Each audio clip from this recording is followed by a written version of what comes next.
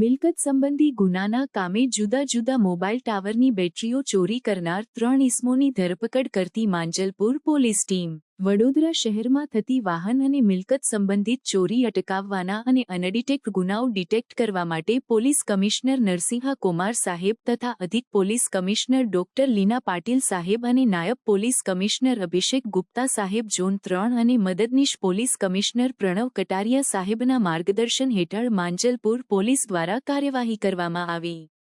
Patrolling દરમિયાન ASI Rohitkumar Rambhai અને police constable Nitin અરવિંદભાઈને બાતમી મળી કે કેટલાક ઇસમો mobile tower company Indus tower limited અને અન્ય જગ્યા પરથી ચોરી કરેલી બેટરીઓ વેચવા માટે ફરતા હતા. ટીપ મળતા તાત્કાલિક રેડ કરવામાં આવી અને 3 ઇસમોને કબજામાં લેવામાં આવ્યા. પકડાયેલા આરોપીઓના નામ જુબેર હનીફઅલી મોહમ્મદ, અંકેશ રાજુભાઈ રાઠોડ, આમીન અયુબ અલી વોરા. ઇન્ડસ ટાવર લિમિટેડની 16 બેટરીઓ કિંમત 96,000, એક્સિકોમ 100Hની 6 બેટરીઓ કિંમત 60,000, એક ઓટો રિક્ષા જેની કિંમત 1,50,000 મળી કુલ 3,06,000નો મુદ્દામાલ કબજે કરવામાં આવ્યો. આ ત્વરિત કાર્યવાહીને લીધે શહેરમાં મોબાઈલ ટાવર કંપનીઓ અને જાહેર મિલકતના રક્ષણ માટે મહત્વપૂર્ણ પગલું લેવામાં આવ્યું છે. રિપોર્ટર સમીર આગેવાન. સમાચારોની અવનવી અપડેટ્સ માટે જોતા રહો સેક્યુલર ગુજરાત ન્યૂઝ.